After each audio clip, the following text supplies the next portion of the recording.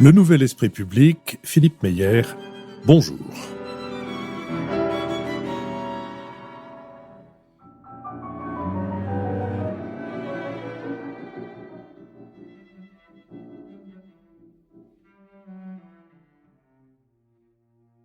Bonjour, merci de nous avoir rejoints pour ce Nouvel Esprit Public au cours duquel nous tenterons d'éclairer certains aspects de l'actualité avec Nicolas Bavrez, avocat et essayiste, avec Béatrice Gibelin, directrice de la revue Hérodote et fondatrice de l'Institut français de géopolitique, avec Richard Verly, correspondant à Paris du quotidien suisse Le Temps, et avec Lionel Zinsou, président de la Fondation Terra Nova et ancien Premier ministre du Bénin. Je vous signale que le 4 juillet prochain, l'école alsacienne nous accueillera une nouvelle fois, et ce sera à l'occasion de notre 200e enregistrement. Les réservations pour cette émission en public sont d'abord réservées, si je puis utiliser ce pléonasme, à ceux de nos auditeurs qui nous soutiennent financièrement et qui ont reçu un courriel qui leur indique la procédure à suivre pour assister à cette émission en public, mais dès la semaine prochaine, dès mercredi prochain, dès le 23, l'ouverture sera générale et chacun pourra venir s'inscrire. Vous recevrez d'ailleurs une lettre d'information à ce sujet, mais je vous en avertis dès maintenant. Nous sommes partenaires de l'hebdomadaire Le 1, dont le dernier numéro se demande « Hidalgo, une chance pour la gauche ?» Il est ainsi chapeauté. Le terrain mouvant sur lequel Emmanuel Macron a entraîné le jeu politique n'en finit pas de déboussoler les partis. À un an de l'élection présidentielle, la gauche paraît à la peine, faute de savoir se rassembler ou se positionner sur des thèmes clés. Peut-elle néanmoins gagner la présidentielle en 2002 ? Et une femme peut-elle, en 2022, en 2002, elle n'a pas gagné, et une femme peut-elle la conduire à la victoire ? Dans le cours de nos badas, si c'est pour la culture, on a déjà donné. Nous avons mis en ligne mercredi 16 des substantiels échanges avec le public de notre émission de dimanche dernier. Et nous mettrons en ligne mercredi prochain, le 23, une conversation avec le directeur de la revue Commentaire, Jean-Claude Casanova. Je vous propose maintenant de passer à notre premier sujet, celui de Joe Biden en Europe et la question du changement ou de la continuité. L'Amérique est de retour à la table, a déclaré le président américain le 13 juin, à l'issue du G7 organisé au Royaume-Uni. Le premier voyage à l'étranger de Joe Biden l'a conduit d'abord au sommet des pays industrialisés du G7, en Cornouailles, puis à Bruxelles, pour un sommet de l'OTAN avant de rencontrer les dirigeants de l'Union européenne. Enfin, il a eu un tête-à-tête avec Vladimir Poutine à Genève le 16 juin. Dans une tribune publiée le 6 par le Washington Post, le président Biden a expliqué qu'il venait en Europe, je cite, pour rassembler les démocraties du monde autour de l'Amérique. Toutefois, signe de l'intérêt tout relatif porté par l'administration Biden à la dite Europe, les ambassadeurs américains auprès de l'Union européenne, de l'OTAN, en France, au Royaume-Uni ou en Allemagne n'ont toujours pas été nommés. Les trois priorités affichées de Biden sont le climat, le Covid et la Chine. Il a insisté sur la nécessité pour les États-Unis de travailler dans ces domaines avec des pays qui, je cite, partagent nos valeurs et notre vision de l'avenir, d'autres démocraties. Critiqué pour son approche de la vaccination America First et pour son refus pendant des mois d'exporter le moindre flacon, Biden a annoncé en Cornouailles le don par les États-Unis de 500 millions de doses aux pays pauvres. À Bruxelles, le président américain a pris le contre-pied de Trump en qualifiant l'OTAN d'alliance la plus réussie de l'histoire du monde et il a affirmé l'engagement inébranlable des États-Unis à l'égard de l'article 5 qui garantit que les alliés viendront en aide aux États membres en cas d'agression. Biden veut étendre la vigilance de l'OTAN à des menaces plus modernes, comme les cyberattaques contre les infrastructures qui se multiplient ces dernières années. Washington a décidé de faire de l'attribution des cyberattaques un des piliers de sa politique d'endiguement envers la Russie et la Chine, choix qui se traduit par la désignation de plus en plus directe des auteurs présumés des attaques contre les intérêts des États-Unis, comme dans le cas de l'affaire SolarWinds, révélée fin 2020 que le président Biden a officiellement attribué mi-avril à la Russie. Le communiqué final du sommet proclame, je cite, que les ambitions déclarées de la Chine et son comportement affirmé représentent des défis systémiques pour l'ordre international, fondés sur des règles et dans des domaines revêtant de l'importance pour la sécurité de l'Alliance. Après l'élection de Joe Biden, son administration avait fait passer au quartier général de l'OTAN un message selon lequel l'Alliance devrait mettre sur le même pied les menaces chinoises et russes. Avant de rencontrer Vladimir Poutine à Genève, Joe Biden a répété « Nous ne cherchons pas le conflit avec la Russie, nous voulons une relation stable et prévisible. Les présidents américains et russes sont convenus de lancer des consultations sur la cybersécurité et la limitation des armements nucléaires, ainsi que sur le retour de leurs ambassadeurs respectifs à Moscou et à Washington. » Sur cette question, Richard Verly. D'abord, peut-être quelques remarques, je dirais, de posture, puisque je me trouvais à Bruxelles pour suivre à la fois le sommet de l'OTAN et ensuite le sommet entre les États-Unis et l'Union européenne. L'Union européenne représentée ce jour-là par la présidente de la Commission, Ursula von der Leyen, et par le président du Conseil, Charles Michel. Donc en réalité, c'était un sommet à 3, ce n'était pas un sommet des 27 avec Joe Biden. La première remarque de posture, c'est on le savait, mais on l'a vu, on est évidemment dans une attitude de Biden radicalement opposée à celle de Trump. C'est ce que j'appelle presque la stratégie du silence. Vous aurez remarqué que Biden a fait très peu de conférences de presse quand il les a faites, mais ça c'est l'habitude, il les a faites devant les journalistes américains, très peu, et qu'il n'a absolument pas dérogé du planning prévu. Alors que Donald Trump, chaque minute, pouvait prêter à un incident ou un accident. Donc on est déjà dans une chorégraphie diplomatique tout à fait précise et qui correspond au fond à ce personnage, Joe Biden, qui a été élu, rappelons-le, sans faire réellement une campagne, puisque le Covid l'obligeait à faire une campagne à distance derrière des écrans. Ça déjà, je trouve ça très intéressant. Ensuite, moi j'ai retenu 4 verbes pour essayer de résumer ce qu'on peut penser de cette visite, disons jusqu'à la visite bruxelloise qui s'est poursuivie à Genève avec la rencontre avec Poutine. Premièrement, c'est apaiser. Je crois que, on le savait, Biden veut rassurer, il veut rassurer ses alliés, et contrairement à Trump qui était dans la surenchère pour obtenir des commandes d'armes, il faut bien le dire, c'était l'objectif de Trump, donc augmentez vos budgets, achetez nos armes et ensuite on commencera à discuter, puisque Trump avait même dit que l'article 5 de la charte de l'OTAN, qui oblige les alliés à réagir en cas d'attaque, éventuellement on pourrait le réapprécier. Donc là, Biden, c'est le contraire, on est dans les statuts de l'OTAN, il a employé à l'égard de l'Alliance les mots que vous avez utilisés, Philippe, donc il veut apaiser. Deuxièmement, il veut cibler, et la cible, c'est la Chine. La première cible, c'est la Chine. C'est la première fois que la Chine apparaît dans un communiqué final de l'OTAN et d'une manière quand même, quand on dit un défi systémique, c'est quelque chose de très important de la part d'une alliance qui, rappelons-le, n'est pas du tout une alliance globale. C'est une alliance qui est supposée assurer la sécurité de l'Atlantique Nord et c'est d'ailleurs ce qu'a fait remarquer Emmanuel Macron qui a dit qu'il n'était pas question de délocaliser l'OTAN vers l'Asie. Troisième mot, restaurer, et c'est l'idée de restaurer la solidarité du monde libre. Donc, il l'avait dit avant au Washington Post, il l'a répété, donc nous sommes ensemble des démocraties face à des adversaires qu'il faut absolument contenir. Mais surtout, et c'est peut-être le dernier verbe qui a été le plus oublié pour moi, c'est durer. Durer parce que Joe Biden s'installe dans une prévisibilité qui est tout à fait nouvelle. C'est-à-dire que avec Trump, rien n'était stable, tout était chaotique. Et c'est d'ailleurs ce que Poutine a fait remarquer à Genève. Poutine a dit « Nous, la Russie, ce qu'on veut, c'est un environnement prévisible. C'est le plus important. » Eh bien, c'est ce que Biden apporte. Biden dit à ses alliés et à ses adversaires, moi je fixe une ligne, je vais m'y tirer. Maintenant, vous connaissez non pas mes lignes rouges, il n'a pas employé le mot, mais vous savez ce que je veux, et maintenant on va se positionner, et on a le temps, ce qui laisse déjà un petit peu suggérer que le mandat unique qu'il avait évoqué n'est peut-être plus tout à fait dans son esprit. Béatrice Gibelin. Je trouve que Richard vient de résumer avec ces 4 vocables exactement l'esprit. Je voudrais quand même peut-être... Biden, après une sorte de Biden mania qu'on a eu, on commence à voir que les Américains restent les Américains, c'est-à-dire leurs intérêts d'abord, et on retrouve, après une situation, on va dire, chaotique, comme Richard l'a évoqué, on retrouve au fond une arrogance classique de la supériorité des États-Unis. C'est-à-dire que il a bien fallu, dans le communiqué final, faire une référence à la Chine. C'était, comme vous l'avez dit Richard, la première fois, et alors que c'est l'OTAN, la défense de l'Atlantique Nord, et que c'est pas vraiment dans cette configuration-là qu'elle a été pensée. Mais les États-Unis ont le poids pour pouvoir réussir à imposer, parce que je pense que ça a été le cas, tout au moins pour un certain nombre d'États européens, il a fallu en passer par là. d'une certaine façon. Donc c'est un premier point.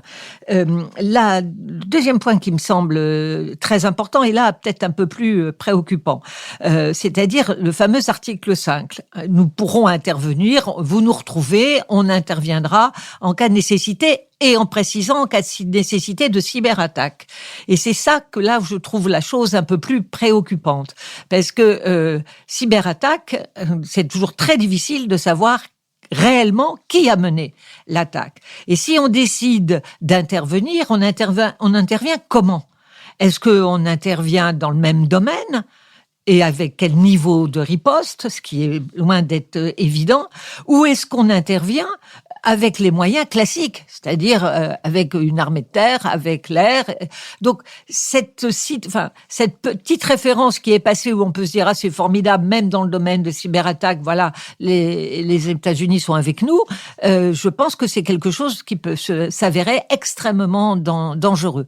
Les États-Unis font l'objet effectivement d'un grand nombre de cyberattaques, eux-mêmes faisant aussi à peu près autant de cyberattaques chez ce qu'ils considèrent comme leurs ennemis, avec des compétences importantes. Et c'est là où je trouve que vis-à-vis de l'Europe, on n'a pas forcément le niveau technologique pour pouvoir avoir une forme d'autonomie. Je parle même pas de souveraineté, mais une forme d'autonomie pour pouvoir résister à ce genre de situation. Donc cet enjeu de la cyberdéfense, moi, me semble un enjeu extrêmement important et peut nous entraîner sur des terrains où il aurait mieux valu ne pas aller. Nicolas Bavrez. C'est vrai que cette séquence diplomatique était très importante parce que c'était après avoir reçu les dirigeants asiatiques, ça lançait la présidence Biden du côté de l'Europe et de la Russie. Après une crise du Covid où l'Occident a quand même été en très mauvaise posture, et puis après une présidence Trump qui a été un cauchemar pour l'ensemble du monde démocratique. Je trouve que c'est une séquence qui est plutôt réussie parce que précisément j'ai été frappé par le fait que je ne crois pas du tout que Joe Biden ait été arrogant et les résultats sont à la fois limités, mais les signaux politiques sont passés. Donc, qu'est-ce qu'il y avait comme signal politique ? G7 et OTAN, c'était premièrement les démocraties et l'Occident ne sont pas finis, contrairement aux déclarations de ce que pensent un certain nombre de dirigeants autoritaires. Et deuxièmement, il y a aujourd'hui un réalignement entre les États-Unis et l'Europe. Il est vrai que derrière, il y a le projet américain d'une grande alliance des démocraties, bien sûr pilotée par eux, avec un pilier européen et un pilier asiatique. Vis-à-vis de Poutine, l'objectif était très clair. C'était un objectif de désescalade, après des relations qui n'ont jamais été aussi bas depuis le cœur de la guerre froide, et avec un message qui était un message de dire on va dialoguer et on va dialoguer sur la stabilité. Et là, clairement, il y a une ouverture qui s'est passée. Et j'insiste sur le fait que les Américains ont quand même, par ailleurs, fait ce qu'il fallait pour donner des signaux positifs. Sur l'Europe, qui est préoccupée par le climat et le Covid, il y a quand même ce mouvement vis-à-vis des pays pauvres, 500 millions de doses de vaccins, ça n'est quand même pas rien. Le changement sur le climat, le règlement des contentieux commerciaux Boeing et Airbus.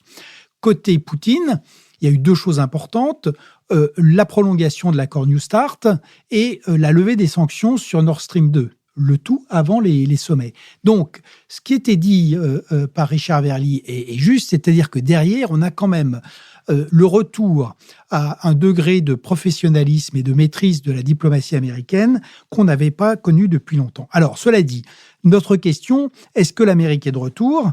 Ça pose trois questions. Quelle Amérique ? Où est-elle de retour ? Et pour combien de temps ? C'est ça le problème. Donc, quelle Amérique ? C'est sûrement pas celle de 1945. On voit qu'elle reste extrêmement fracturée. On voit que Biden lui-même a du mal à faire passer ses plans au Congrès. Et le Congrès va aussi le serrer de près sur la politique étrangère. Ou, ça, c'est très clair, la priorité de Biden, c'est la Chine. Pour pouvoir traiter la Chine et la contenir, il faut arriver à refaire l'Amérique. Et donc, il faut gagner du temps, il faut stabiliser le reste. consolider les alliés et arrêter l'escalade avec la Russie. Mais ça veut dire que la priorité, ça n'est pas l'Europe, ça n'est pas l'Afrique, ça n'est pas le Moyen-Orient. Et enfin, pour combien de temps? Ça, c'est la grande question. C'est pour ça que Biden va très vite sur le plan économique et sur le plan stratégique, parce que côté républicain, c'est Trump qui a repris la main. Le Parti républicain est en train d'essayer de manière complètement antidémocratique, de retirer le droit de vote à toute une partie des minorités.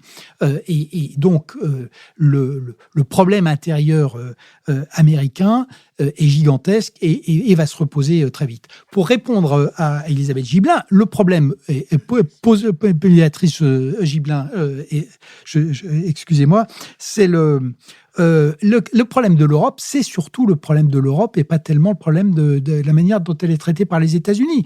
L'Europe n'a pas été capable de mettre au point un agenda transatlantique à proposer à l'équipe Biden. Il y a ce concept d'autonomie stratégique, mais personne n'est d'accord. Les Allemands ne veulent pas mettre la sécurité dedans. Au nord et à l'est, tout le monde est de retour dans l'OTAN face à la Russie. Et donc, il y a une très grande désorganisation. Et par ailleurs, il faut être clair, et c'est la dernière chose, Biden l'a bien montré, comme pour les Russes ou comme pour les Chinois, l'Europe, pour eux tous, c'est l'Allemagne et c'est Mme Merkel qui a été invitée à Washington. Lionel Zinsou. Oui, alors moi je décentrerai volontiers l'analyse en prenant un point de vue précisément africain, moyen-oriental, parce que bien légitimement, l'Europe était flattée que le président Biden n'ait pas commencé par le Canada comme le président Obama, par le Mexique comme le président Bush, ou par l'Arabie saoudite, comme le président Trump, mais par l'Europe. Donc, cela flatte les Européens. Mais ce qui intéresse le reste du monde, en réalité, en dehors de cette relation passionnelle, je t'aime, moi non plus, avec l'Union européenne, c'est le retour du multilatéralisme de façon incroyablement rapide et efficace. Les États-Unis sont revenus dans l'Organisation mondiale de la santé. Ils ont débloqué l'Organisation mondiale du commerce, lesquels étaient incapables ni de nommer des juges pour les contentieux, ni même d'avoir une directrice générale qui était élue par tous les États, et il y avait un veto de l'administration Trump. Il a donné son feu vert à quelque chose qui a été bloqué par l'administration Trump et qui est la distribution de 650 milliards de dollars de droits de tirage spéciaux, qui était une idée de l'Union africaine coproduite avec l'Union européenne et pratiquement entre le président Cyril Ramaphosa et le président Macron, qui avaient chacun, au fond, convaincu leurs homologues dans chaque continent, qui avait été tout de suite adopté par le Fonds monétaire international et tout de suite bloqué par l'administration Trump et qui est débloqué et qui va apporter, par exemple, pour un continent comme l'Afrique, quelque chose, on ne peut pas encore tout à fait définir le chiffre, ce sera dans quelques semaines, entre 2 et 4% du PIB, c'est-à-dire de quoi, en fait, éponger les pertes considérables de la récession de 2020. Donc, des éléments tout à fait fondamentaux. Nicolas a fait allusion au fait que, déjà, sur le contentieux Airbus-Boeing, il y a des aspects concrets, mais il y en aura beaucoup d'autres. À l'évidence, il y en aura sur l'acier et l'ensemble des produits qui ont opposé l'Union européenne et les États-Unis. Donc, le retour du multilatéralisme, le renforcement de ce multilatéralisme est absolument fondamental. Alors, la relation euro-américaine est très intéressante aussi. Mais quand vous parlez avec les gens de l'administration Trump, vous retrouvez quelque chose d'extraordinaire en termes de volonté d'aide publique au développement avec une doctrine extrêmement forte. C'est-à-dire les nouveaux dirigeants du DFC, qui est le ministère de la coopération internationale, du Millennium Challenge, toutes les administrations de l'USAID, on est devant des moyens budgétaires considérables et par rapport évidemment à l'administration Trump, mais même bien au-delà de l'administration Obama, une volonté, cette fois-ci dans le bilatéralisme, d'être très efficace. Ça va être important évidemment pour le budget des Nations Unies, qui était complètement paralysé par l'administration Trump, etc. Mais bilatéralement, ça va aussi être très important. Et puis surtout, moi, ce qui me frappe, c'est cette volonté que Richard a soulignée, et Nicolas aussi, c'est pas seulement l'Amérique qui est de retour, c'est l'Occident qui est de retour, avec un narratif qui est très intéressant. Moi, ce qui me frappait, j'avais recommandé aux éditeurs de lire un petit livre de Kishore Mahbubani, l'intellectuel, le penseur, le diplomate singapourien, qui a fait un petit essai traduit en français. Comment c'est une question, le titre, l'Ouest, l'Occident a-t-il perdu la partie ? Bon, la réponse de ce petit livre, c'est évidemment oui. Bon. Et la réponse de Biden en Europe et avec les Européens, c'est évidemment, ça n'est pas joué. Et effectivement, il y a un sujet systémique concernant la Chine. Vous dites qu'il ne faut pas délocaliser l'OTAN qui s'occupe de l'Atlantique Nord. Mais enfin, la Chine est extraordinairement présente autour de l'Atlantique. Il faut bien voir que le Portugal, la Grèce, à certains égards l'Italie, la Hongrie, toute l'Europe de l'Est, en termes d'investissement, en termes de commerce, sont de plus en plus sous des influences chinoises. Donc, il y a évidemment un sujet systémique qui dépasse la scène asiatique. Et l'Occident, là, c'est cohérent avec ce qui est fait en matière interne aux États-Unis en termes de programme d'innovation qui a été adopté de façon bipartisane. Nicolas dit les républicains bloquent tout. Ils n'ont pas réussi ni à bloquer le plan de relance considérable qui va apporter au reste du monde au moins 1% de croissance de plus à tout le monde, en dehors du fait qu'on va avoir une croissance exceptionnelle en 2021 aux États-Unis. Mais il y a le nouveau plan d'infrastructure auquel vous ajoutez un plan d'innovation technologique absolument massif. Sur le thème, nous allons remporter tout à fait la bataille de la technologie et de l'innovation. Donc il y a ce nouveau narratif, les jeux ne sont pas faits, l'Occident n'a pas perdu la partie, et au lieu que les États-Unis, dans des continents comme l'Afrique et une bonne partie de l'Asie, avaient la réputation de soutenir les régimes dans des contextes de guerre froide, on a changé d'ennemi dans la guerre froide, mais on rentre dans une sorte de deuxième guerre froide. On soutenait toutes les dictatures les plus ignobles parce qu'il y avait la guerre froide et qu'il fallait choisir son camp. Là, c'est un nouveau narratif. Oui, il y a probablement un défi systémique, probablement un risque de guerre froide, mais on y a mis une conditionnalité démocratique qui est quand même profondément nouvelle. Et ça, l'écho dans les pays d'Asie, notamment les démocraties d'Asie, qui, dans la réponse au Covid, en réalité, ont plutôt affirmé, comme on l'a vu à Taïwan, en Corée du Sud, ou si on étend à l'Océanie, évidemment, à la Nouvelle-Zélande et à l'Australie, elles ont besoin, ces démocraties, manifestement, un peu comme Hong Kong, d'être soutenues. Or, là, clairement, le reste du monde, en dehors de l'Europe, a entendu cela. En Europe, et depuis le début de l'inauguration du président Biden, que ce soit l'Afrique, que ce soit l'Asie, un nouveau narratif radicalement différent du multilatéralisme fondé sur des critères démocratiques qui n'étaient vraiment pas le fait de la guerre froide précédente. Richard Verly. Alors, on l'a vu, il y a un défi systémique pour l'OTAN qui est la Chine, mais moi je pense surtout, et là je nuancerai un peu ce que vient de dire Lionel, il y a posé par Joe Biden un défi systémique à l'Union européenne.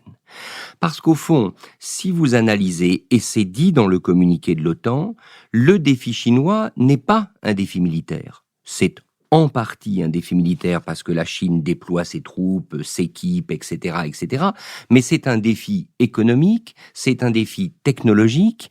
Et à partir du moment où on déclare qu'il faut affronter la Chine sur tous ces terrains, ça pose une grande difficulté à l'Europe parce que dans beaucoup de ces domaines, elle est dépendante des États-Unis.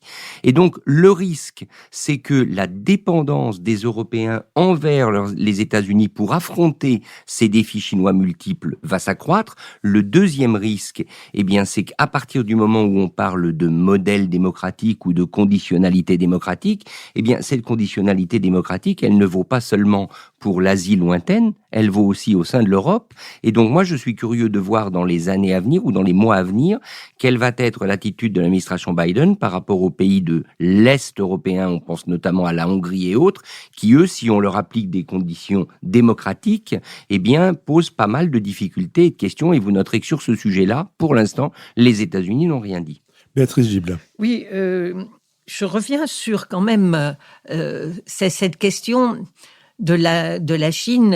Richard vient de dire, c'est pas sur une menace militaire. C'est quand même aller peut-être un petit peu rapidement, parce que quand on voit que la Chine fait des opérations d'entraînement, de coopération militaire avec la Russie, et où il y a effectivement une entente, je veux dire, ça nous concerne aussi quand même un peu, cette question-là.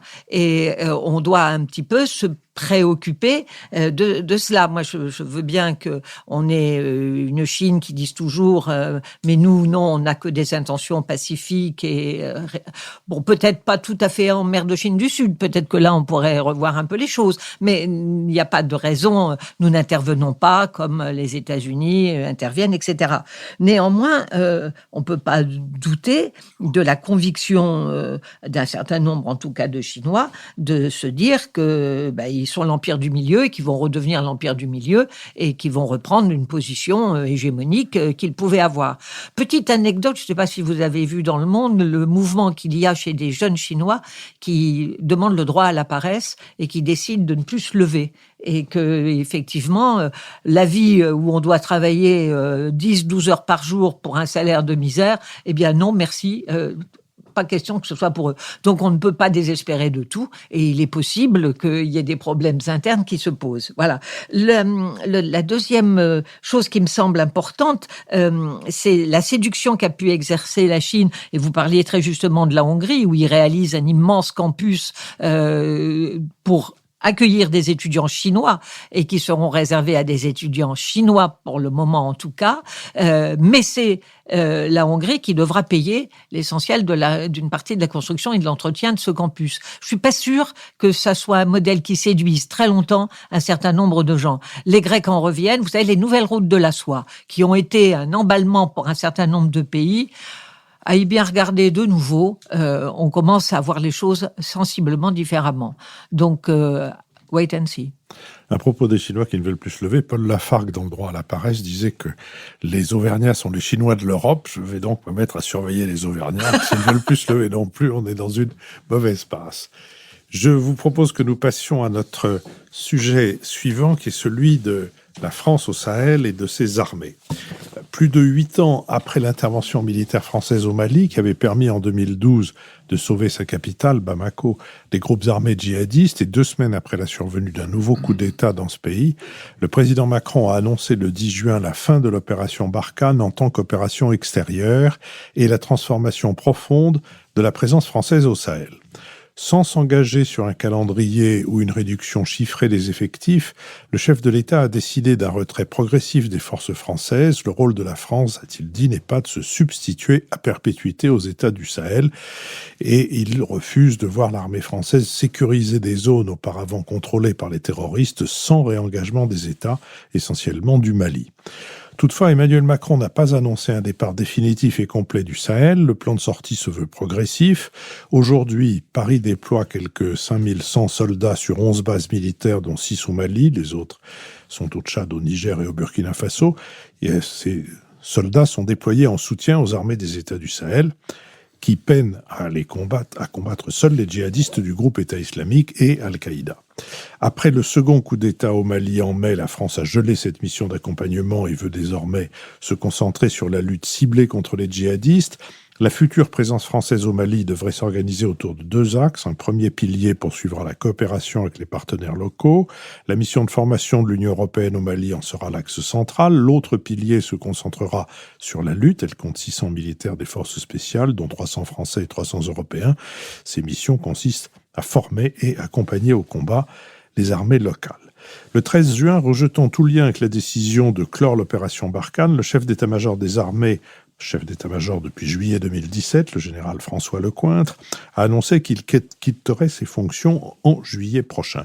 Il n'est pas bon qu'un chef d'état-major des armées puisse être exactement aligné sur un mandat présidentiel, a-t-il insisté. Il faut à tout prix préserver les armées d'un risque de soupçon sur leur absolue neutralité politique. Une décision qu'il dit avoir prise fin 2020, avant les tribunes de militaires dans Valeurs Actuelles et avant l'annonce de la fin de Barkhane. Le successeur de François Lecointre sera l'actuel chef d'état-major de l'armée de terre, le général d'armée Thierry Burkhardt.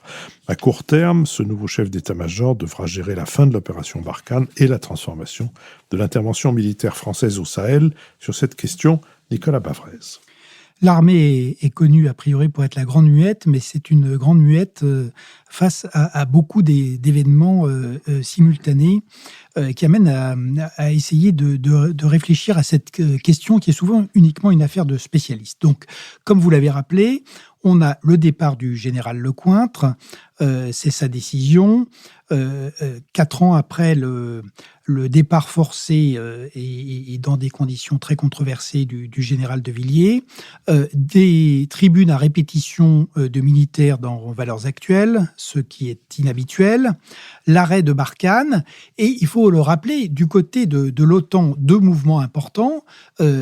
C'est après 20 ans le retrait d'Afghanistan, qui aura lieu le 11 septembre prochain. Donc, une intervention de 20 ans qui se termine par un désastre, au moment d'ailleurs où on veut faire de l'Indo-Pacifique, ce qui est un premier paradoxe. Et puis, le deuxième paradoxe, c'est que l'Amérique est de retour, comme on vient de le dire, mais ce qui veut dire que la plupart des Européens, en dehors de la France, donc nos partenaires européens, sont de retour au bercail de l'OTAN, et l'autonomie stratégique que la France défend, y compris au plan militaire, est aujourd'hui très clairement sur le recul. Donc on a cette succession de mouvements avec clairement un malaise des armées en France et un environnement stratégique qui change à très grande allure. Donc la difficulté de nos armées, c'est que finalement, elles doivent se déployer pour répondre à toute une série de menaces très vastes. Il y a le terrorisme sur le territoire national, c'est l'opération Sentinelle, et puis également la défense de l'avant qui avait lieu au Sahel. Il y a la réponse aux démocratures et à ces régimes autoritaires qui affichent des ambitions de puissance et qui déploient des armées de plus en plus puissantes. Il suffit de regarder la Turquie, ce qu'elle a pu faire en Méditerranée orientale, en Syrie et en Libye, ce qui nous intéresse directement. Et puis, il y a les nouveaux continents.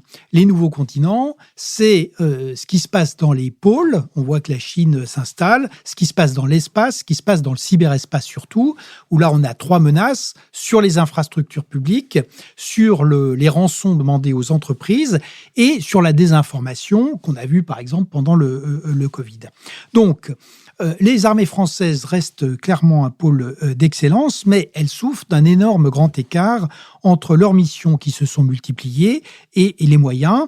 Et la question est posée très clairement au Sahel, où cette intervention qui coûte 1 milliard par an, où sont engagés donc un peu plus de 5000 soldats français, et par ailleurs de plus en plus en apesanteur par rapport aux résultats obtenus et surtout par rapport à l'environnement avec l'évolution, les coups d'État à répétition au Mali et puis la mort d'Idriss Déby au Tchad. Donc, les questions qui se posent vont être très importantes pour le prochain président de la République. Ce qu'on peut dire d'abord, c'est que le timing de ce qui s'est passé là est quand même désastreux. Comment est-ce qu'on peut annoncer le départ du chef d'état-major des armées en même temps que l'arrêt de Barkhane, la veille d'un sommet majeur de l'OTAN? Ça, très franchement, c'est absolument incompréhensible et je pense que ça montre un défaut de maîtrise. Derrière, il va y avoir des questions très fortes pour le prochain chef d'état-major des armées et pour le général Burqa et bien sûr pour le prochain président de la République. Qu'est-ce qu'on va faire effectivement en Afrique, parce que uniquement des forces spéciales et des avions, ça ne permettra pas de répondre à l'extension du djihadisme dans toute l'Afrique de l'Ouest. Et puis, on a des questions de fond sur la défense. Le renouvellement de la dissuasion, ça va coûter 6 milliards par an et personne ne sait comment, pour l'instant, financer ça en même temps que les nouveaux investissements dans le cyber. Est-ce qu'on arrive à avoir définir un régime des opérations extérieures, parce que avant le Sahel, il y a quand même eu la Libye, dont on ne peut pas dire que ce soit un succès vraiment stratégique. Comment est-ce qu'on répond à la haute intensité et au combat de haute intensité, y compris par exemple à la Turquie en Méditerranée, et quelle place pour l'Europe dans tout ça, puisque nos partenaires, pour l'instant, ne nous suivent pas du tout sur l'idée que l'autonomie stratégique de l'Europe doit aussi être une autonomie militaire. Béatrice Gibelin. Ce qui est sûr, c'est qu'effectivement, ces annonces, à la fois du départ de Lecointre et puis du départ de Barkhane, était pour le moins maladroite, et le terme est sans doute un peu faible. Bien. Maintenant, ceci étant posé, ça faisait un moment qu'on essayait de sortir de cette situation au Sahel.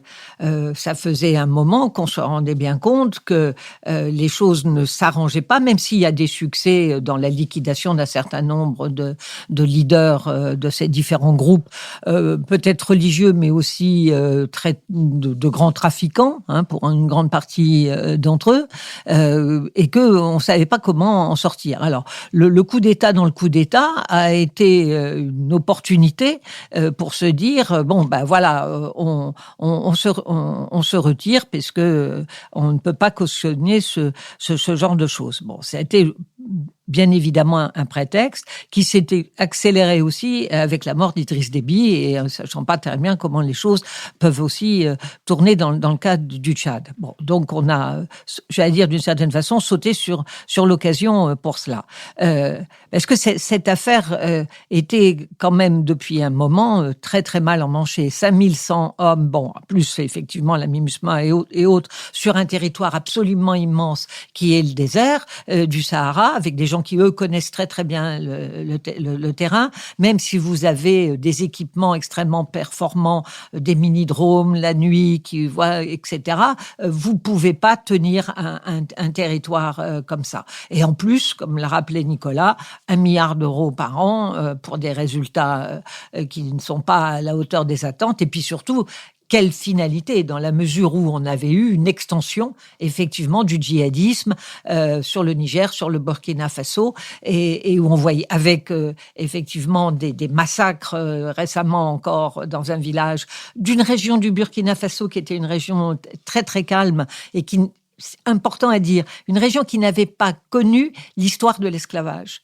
Donc, il n'y avait pas, par exemple, les problèmes du Mali, entre le sud du Mali et le nord du Mali, où là, l'histoire de l'esclavage entre les gens du nord qui rendaient esclaves les gens du sud était quelque chose d'important, où on en avait parlé pour le Tchad. Ce qui est intéressant, ce qui se passe au Burkina Faso, montre qu'on réveille pas des choses anciennes, ni que ce soit des histoires entre des sédentaires et des pasteurs. C'est donc tout à fait préoccupant. Donc, une vraie intervention, un coût très élevé, quelques succès, bien sûr. Sur le plan militaire, on peut quand même dire l'armée française aura appris beaucoup de choses en terrain d'entraînement sur ce type de combat.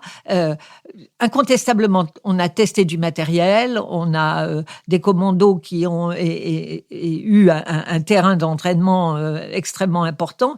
Tout ça, c'est aussi à capitaliser et ils en feront sans doute quelque chose.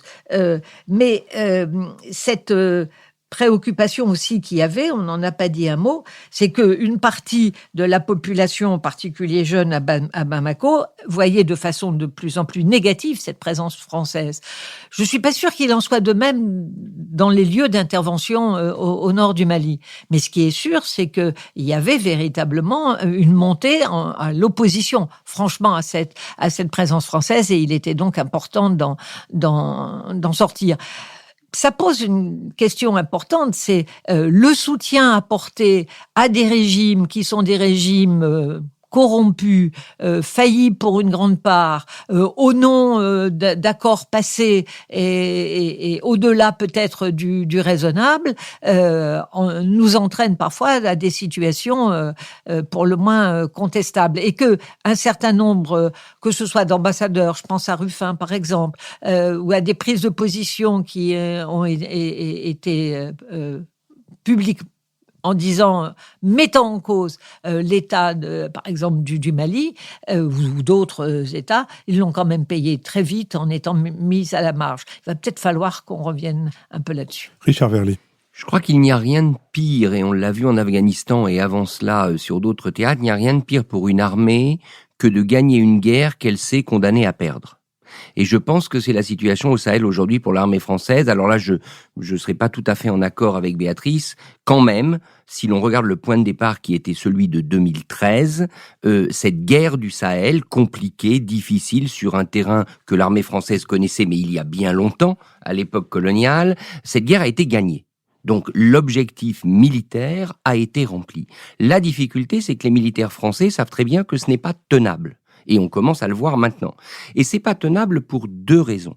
La première, c'est évidemment tout ce qu'a dit Béatrice, l'immensité du territoire, tout simplement la réalité socio-économique, le fait que les populations ne voient pas en quoi c'est différent d'être occupé soit par l'armée française, soit par les djihadistes. Quelquefois, c'est peut-être même mieux d'être occupé par les djihadistes qui ont dans leur caravane pas mal de denrées, de contrebande, etc.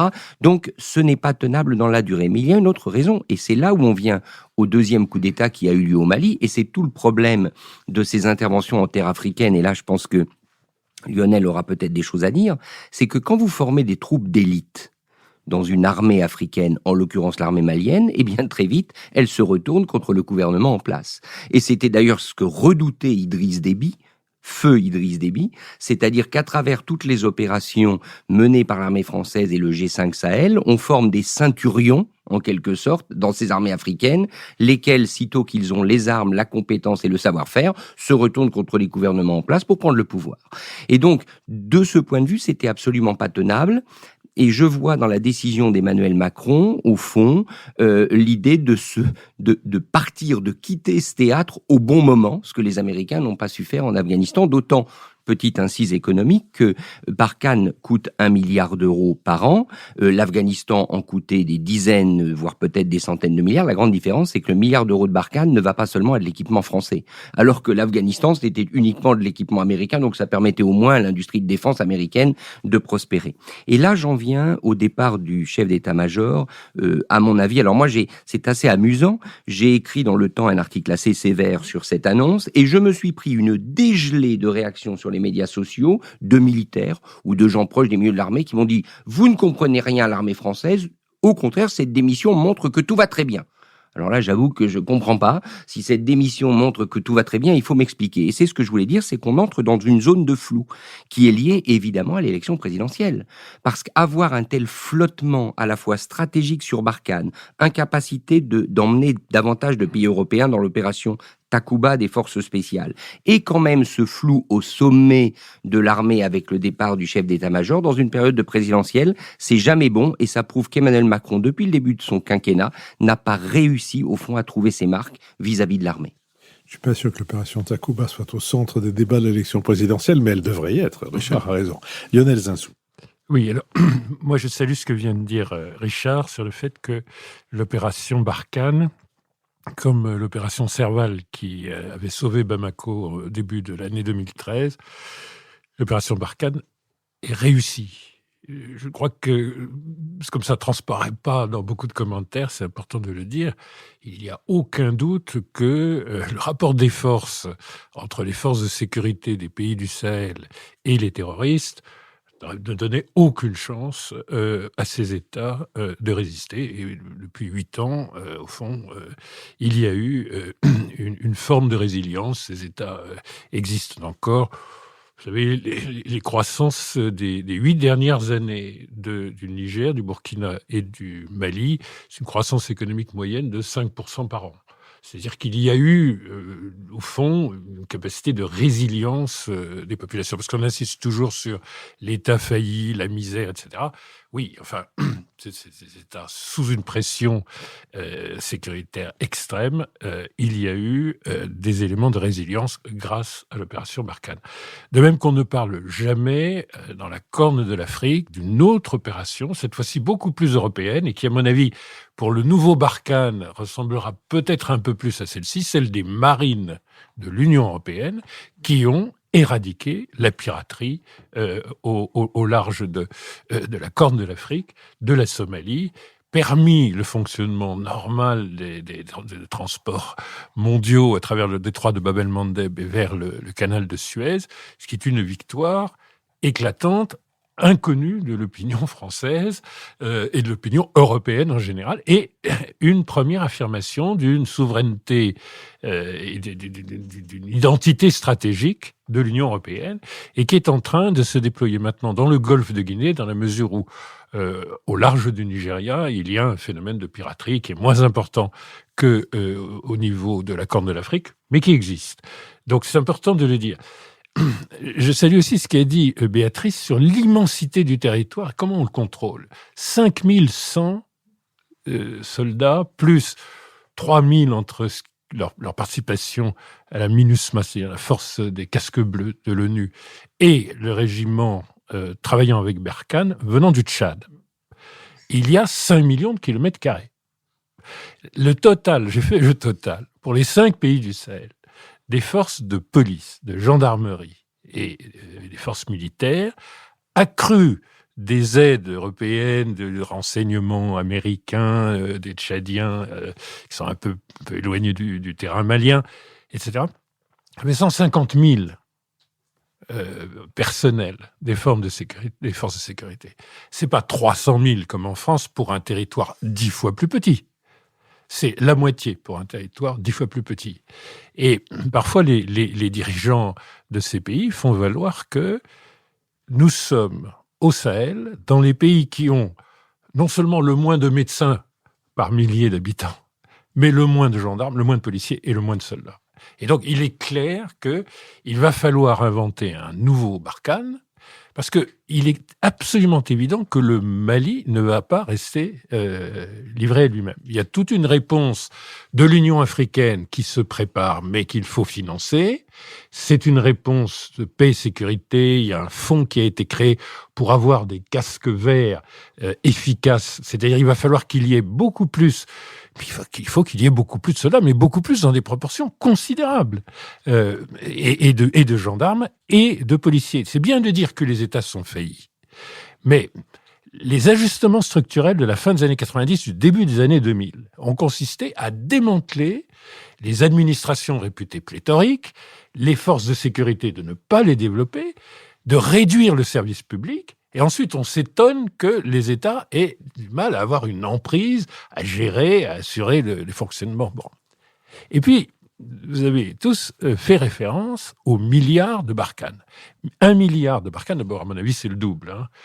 Quand on fait la masse, non, mais il y a aussi les forces prépositionnées d'Abidjan, de N'Djamena, en dehors de la base de Dakar, en dehors de Djibouti, tous ces forces prépositionnées, Libreville également, et même Abu Dhabi, sont utilisées pour la couverture aérienne des pays du Sahel. Donc c'est certainement plutôt d'eux. C'est extrêmement bon marché. J'ai posé la question au président du Mali, juste avant le coup d'État, M. Keïta, IBK.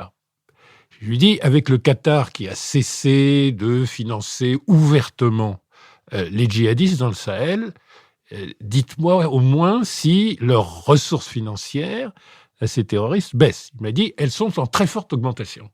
Mais il n'y a aucune comparaison entre les moyens des groupes terroristes et le coût de Barkhane. Parce que les recettes du terrorisme dans cette région, c'est le trafic de cocaïne en provenance d'Amérique latine, logistique assurée par la mafia nigériane, remontant le désert pour le marché européen. Les cigarettes, apparemment, aujourd'hui, rapportent encore plus que le trafic de cocaïne. Et vous avez ajouté le trafic d'êtres humains, les braquages, mais vous avez des estimations de l'ONU sur ce que représente ce trafic de la drogue vers l'Europe, à travers le Sahara. Mais les unités de compte, c'est les milliards de dollars, mais plusieurs milliards de dollars. Vous êtes devant des groupes terroristes extrêmement aguerris, puisque maintenant on rapatrie de Syrie, d'Irak, de Libye. Donc, ce sont des gens extrêmement aguerris qui ont un multiple de ce que la France dépense, de ce que l'Union européenne à la marge dépense, de ce que les États dépensent. La seule Côte d'Ivoire a augmenté, pour se prémunir de la descente des terroristes vers la côte venant du Mali, 1 milliard de dollars de plus d'équipements militaires et de dépenses militaires, 1 milliard de dollars, dans la seule année 2020. Donc, si vous voulez, il faut bien voir qu'on parle milliards de dollars, les terroristes ont des moyens beaucoup plus considérables. Donc, il va falloir inventer une Barkhane nouvelle, car il est exclu qu'un pays dont le nord est à 1h15 de vol du sud de l'Europe, quand vous êtes à 1h15 de vol d'Algésiras, ça veut dire que vous êtes en Europe. Le nord du Mali est en Europe.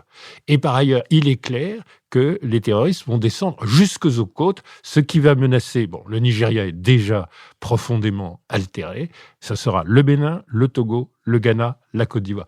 Un effet de domino. Donc, le Mali ne cédera pas. Et donc, il y aura une nouvelle opération Barkhane. Mais elle ne peut pas se faire dans des volumes ni de financement, ni de nombre d'hommes rapportés au kilomètre carré ou aux millions d'habitants, qui sont aujourd'hui squelettiques par rapport à la menace. Richard Verly. Ce que vient de dire Lionel est absolument passionnant, mais la difficulté, c'est est-ce qu'1 milliard d'euros par an, donc 2 milliards si je prends le calcul que vient de faire Lionel, si on ajoute tous les éléments, les autres éléments, est-ce que ce n'est pas trop pour la France ? Ou est-ce que plus exactement, politiquement, c'est défendable ? Alors là, ça pose une question, Lionel. C'est si tout ce que vous dites est juste, et je pense que c'est juste, pourquoi diable Emmanuel Macron et les chefs de l'armée française ne le disent pas ? Donc pourquoi il y a une telle omerta sur la nécessité, si je vous suis bien, d'investir massivement, donc de dépenser beaucoup pour une telle opération dans le futur ? Pourquoi on est plutôt sur le registre de réduction des coûts ? J'aimerais comprendre. Mais je pense que c'est le début du discours qui a été fait par le président en disant on arrête Barkhane. Bon, il y avait la frustration du coup d'État dans le coup d'État malien. Il y avait cette espèce de réputation se dégradant de la France parce que au surplus de faire un effort considérable et à bien des égards de sauver ces pays, il se trouve que les réseaux sociaux abondamment financés et par la Russie, et par la Turquie, et par l'Iran, parce que tout ça est parfaitement établi, créent un sentiment anti-français qui doit bien représenter 10% de la population, mais qui est perçu comme majoritaire, ce qu'il n'est pas. Et effectivement, il faut maintenant dire la vérité, prendre les vrais chiffres. Béatrice Gibelin. Je voudrais juste signaler, on n'en a pas parlé du tout, qu'il y a un pays qui est très concerné par cette situation du retrait de Barkhane, c'est l'Algérie. L'Algérie avait un principe « je ne sors pas de mon territoire », entre guillemets, hein, d'accord ? C'est au moins une position officielle.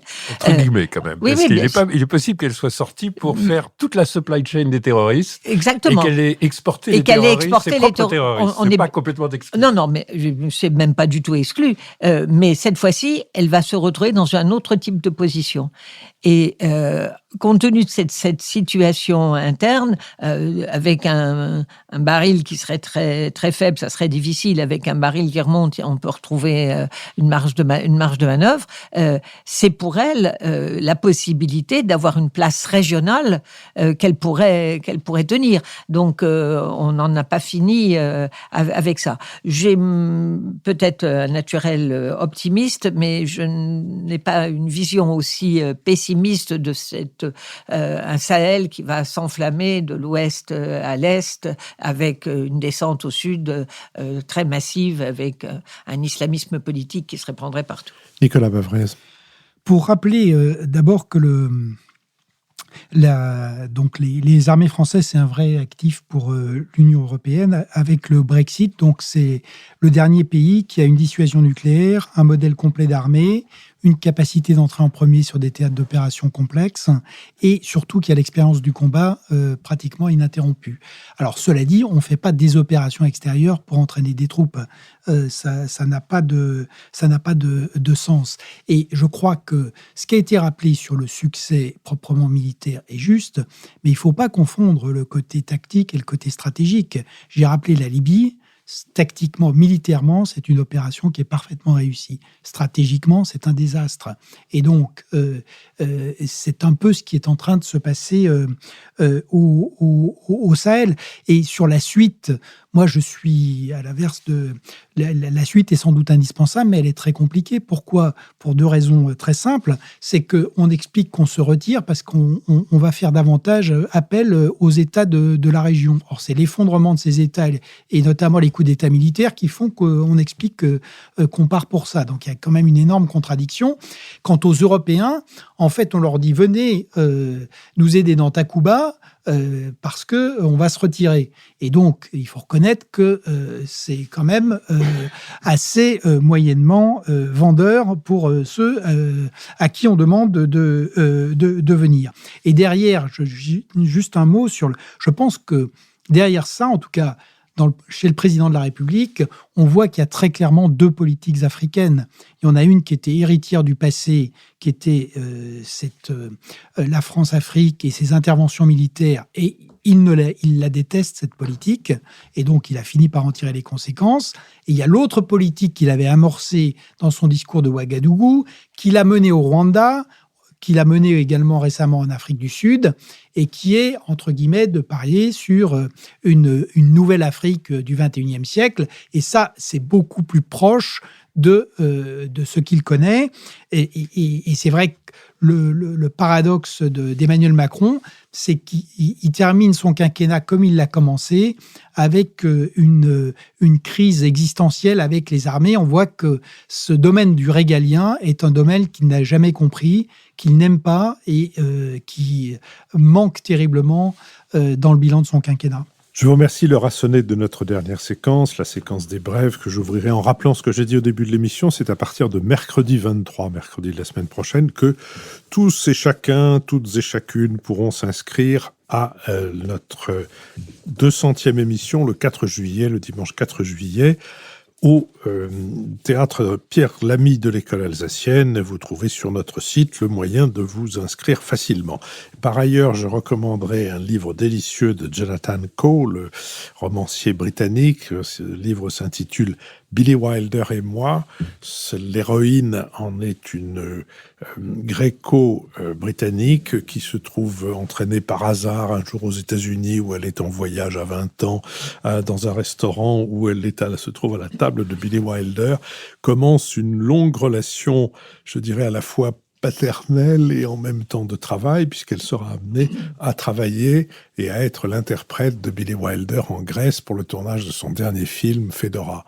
Et Jonathan Coe a trouvé, à travers le biais de cette fille, qui est l'héroïne et la narratrice du livre, il a trouvé un moyen d'exprimer une infinie tendresse admirative pour Billy Wilder, qu'on ne peut que partager et dont on est tellement heureux qu'elle soit si bien exprimée que je trouve que vraiment ce livre est un grand bol d'air très agréable. Béatrice Gibelin. Moi, ce ne sera pas un bol d'air aussi agréable, parce que je voudrais revenir sur un livre dont j'avais fait déjà le commentaire, mais compte tenu du sujet que nous venons de traiter, c'était Une guerre perdue, la France au Sahel, de Marc-Antoine Pérouse de Monclos, qu'il a publié en décembre 2019. Et qui avait déjà publié très rapidement après l'intervention de 2013 un ouvrage qui interrogeait déjà fortement le bien fondé de cette intervention. Marc-Antoine Pérouse de Monclos sera l'un de nos invités, sera notre invité pour l'une de nos thématiques, une thématique sur le Nigeria que nous diffuserons dans la série thématique traditionnelle d'été. Voilà, alors je ne vais pas en parler plus longtemps parce que j'avais déjà signalé cet ouvrage il y a à peu près un an. Puis je voudrais, dans ces débats aujourd'hui sur la sécurité toujours liée à l'immigration, sur le savoir-faire du Rassemblement national, renvoyer à un excellent petit ouvrage dans la collection Tracts de chez Gallimard, de Didier Lesky, Ce grand dérangement, l'immigration en face. C'est extrêmement clair, c'est extrêmement précis. C'est quelqu'un qui a été préfet de la Seine-Saint-Denis, qui est aujourd'hui à la tête de l'Organisation française pour l'immigration et l'intégration. À lire et surtout à discuter avec son entourage. Lionel Zinsou.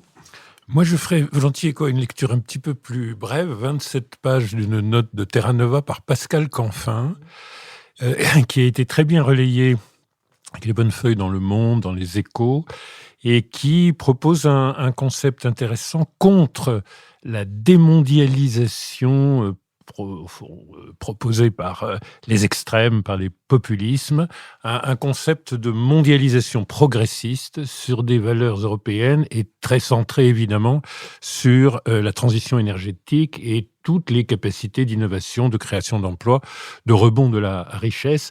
Et c'est très, très intéressant parce que c'est une théorie assez nouvelle, c'est de repositiver avec des contenus différents dans le monde d'après la mondialisation. Pascal Canfin, je crois, c'est une ressource de la vie politique française. Il anime quelque chose qui est quand même assez important, pas forcément présent à tout le monde en France, la commission pour l'environnement et d'ailleurs la santé publique du Parlement européen. Et là, il y a un travail de fond important qui est fait et une création qui, à mon avis, conceptuelle, va pouvoir probablement être un des thèmes de la campagne présidentielle. Richard Verly. Bien, ce sera un coup de cœur cinématographique pour un film qui a été beaucoup commenté puisqu'il a été beaucoup récompensé, notamment à la cérémonie des Oscars, c'est Nomadland de cette cinéaste chinoise ou sino-américaine Chloé Zhao, qui raconte donc cette population américaine qui part la plupart du temps dans des vannes, donc dans des camping-cars, et qui vit comme ça, de manière errante, ponctuée de boulots journaliers. Donc un coup on récolte les betteraves, un autre coup on travaille chez Amazon, etc. C'est à la fois l'arrière-plan est très triste, mais elle en fait un film lumineux parce que le livre s'est inspiré d'un livre qui s'appelait lui aussi Nomadland et lumineux. On retrouve là une forme de la tradition pionnière américaine, évidemment c'est Kerouac, c'est Sur la route. Je trouve que c'est très émouvant avec cette actrice qu'on connaît, Frances McDormand, qui a été d'ailleurs oscarisée. Elle avait avant été l'actrice des frères Cohen dans Fargo notamment. Bref, un beau moment de cinéma. Nicolas Bavrez. En écho aux recommandations de Béatrice Gibelin, il est de tradition que la CIA, pour chaque nouveau président, fasse un rapport sur la situation du monde, mais surtout sur les scénarios d'avenir. Et ce rapport a été traduit, il s'appelle Le Monde en 2040, vu par la CIA, chez Équateur. C'est un rapport qui est extrêmement sombre, mais très intéressant, sur le monde post-Covid et ses incertitudes, les grandes forces, les grandes dynamiques, les divisions des sociétés, la fragilisation des États, la conflictualité du système international. Et ça se termine donc par 5 scénarios. L'un favorable à la renaissance des démocraties, d'autres évidemment beaucoup plus difficiles. Et le dernier est intéressant parce que c'est le scénario d'une grande catastrophe écologique qui force les États finalement à essayer à prendre des mesures extrêmement autoritaires et des atteintes très fortes aux libertés pour parvenir à rétablir la situation sur le plan écologique et à éviter de perdre tout contrôle de la situation. Donc ça s'appelle Le Monde en 2040. Ce sont les réflexions de la CIA et c'est très intéressant, même si ça n'est pas très réconfortant. Toutes les brèves suivent le compte-rendu analytique, le compendium de notre conversation, compendium qui sera mis en ligne mardi prochain, comme il est mis en ligne tous les mardis. Merci à Sophie Jacquin, avec qui cette émission a été préparée, à Benoît Carré, qui assure le compendium dont je viens de parler. Nicolas Tourneau et Olivier Magloire sont l'un à veiller à notre site et l'autre aux plateformes de financement.